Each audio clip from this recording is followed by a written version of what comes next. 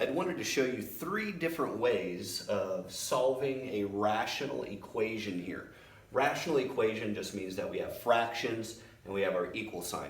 Notice we have our variable or our unknown in the denominator. I like to think that kind of traps it. So when you look at it and you think about how to do reverse operations to get at y or your unknown, usually you're thinking, that's a bit of a different situation. Reverse operations don't usually work in this situation because we have to kind of undo or get it out from being trapped in the denominator. So that's going to be our strategy here, and I wanted to show you three different common ways that we can get at the variable in the denominator, that we can solve for y here. Now I did them in the order that I prefer and I think is most mathematically sound. So as we go through these, I would really encourage you to try to do all three. If you have all three, you become more powerful. But for me, I would prefer that you use the clearing the fraction style. After that, then I think the reciprocal style is the best. And then the style I like the least is the cross multiply style. And I'll talk about that when I get there. Well, the reason why I don't like it is oftentimes students use this inappropriately at the wrong time. So that's why I don't like the cross multiply style.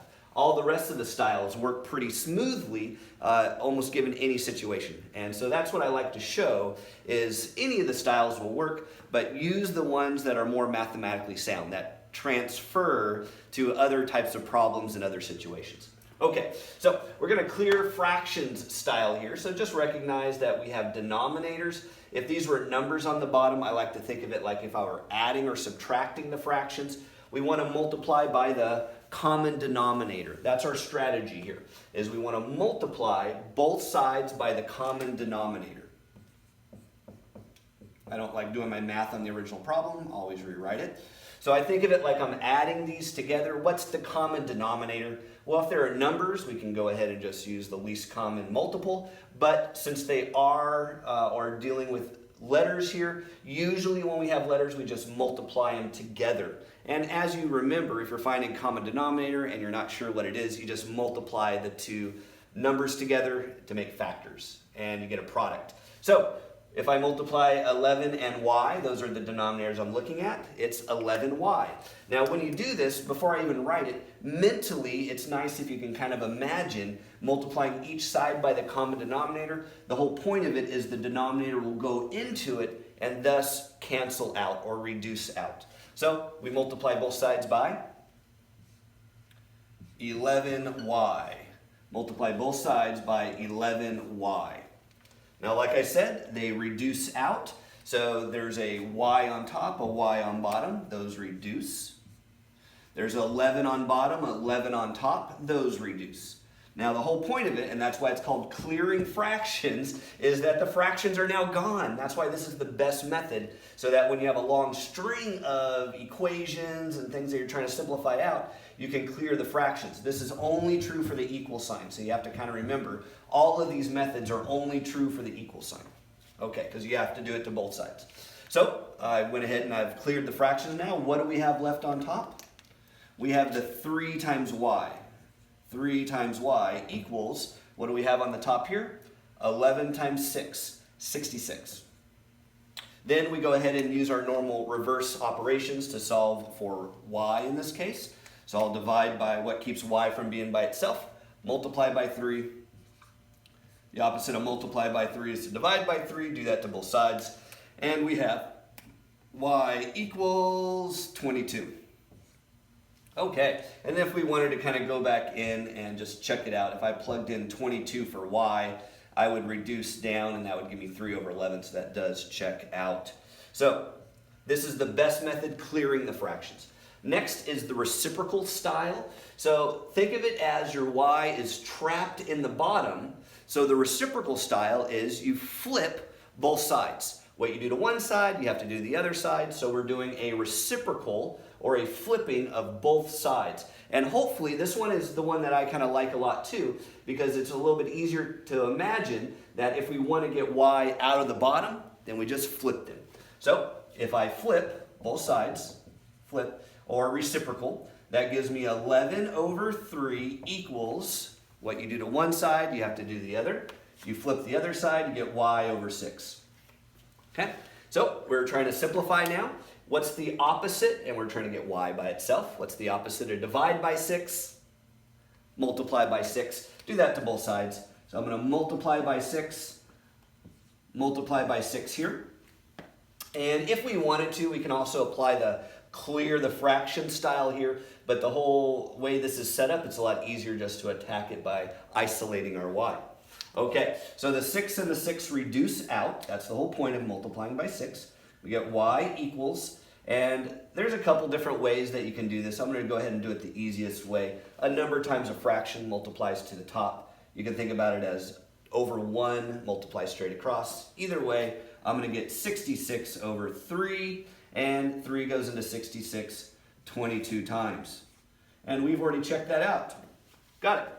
The last way, this is the way that students use the most because they've learned it kind of in elementary school. It's the way I like the least because many times students use it inappropriately. Like they might use it when they have an expression, there's no equal sign, and they'll cross multiply. Wrong right away, you can't do that. Many times they might have something else kind of floating around on the other sides with other terms, and you cross multiply, can't do that either. So the reason why we can cross multiply here is because basically we have one term and one term. So we cross multiply with our one term, and this should look familiar to you. Most students have kind of seen this method from elementary school. The cross multiply then would be, it's basically the denominators are multiplying across to the tops. And what basically you're doing here, the reason why it's justified, is basically it's another technique to get y out of the bottom. How do you get y out of the bottom here? I would multiply both sides by y. Okay, and that's just, it kind of links in together with similar to this. But it is our cross multiply technique. So even if you didn't have a fraction here, I could multiply both sides by y, and then that would get me what I need also. So that gives me 3y, y times 3, equals 11 times 6 is 66. That's cross multiply. And then we just go ahead and divide by 3. Divide by 3, divide by 3, and I get y equals our 22. All right, and that's our check again. So that's our cross multiply style. And I'm going to go ahead and just kind of show what I was talking about on this one right here. So 3 over 11 equals 6 over y. So another technique, and this is kind of a side step, but it works a lot and it should make sense. To get y out of the bottom here, what should we do? Do you remember what I said that's similar to this style right here? We would multiply by y to both sides. So if I multiply this side by y, I multiply this side by y, then that gives me, over here, 3y over 11 equals 6. And notice we no longer have y in the denominator. It's not trapped anymore. I'll go ahead and use the best technique at this stage. I would multiply by the reciprocal of this fraction. It kind of gets rid of it all at once. So multiply both sides by 11 over 3. Multiply by 11 over 3. Okay, and I'm going to go ahead and do some shortcuts just to kind of get to the solution quickly here. The whole point of this was that it immediately reduces out our fraction that's kind of like a coefficient on the y. And 3 goes into 6 twice. And so that's now 2 times 11. And we have our final answer of y equals 2 times 11 is 22. All right. Now the one last thing I wanted to add on this, and it's in the back of my head as I do these, and when I kind of finalize, I see it a little bit easier. One of the things that's really important here, so remember, I encourage you to use the clear the fractions method, is that it's important to know what's in our domain. Even though we're using y here, I still call it domain because we're talking about it as like an input, what we plug into here. So there's a domain issue. Do you know what number y cannot be? It's on the bottom of a fraction. What can we never have on the bottom of the fraction?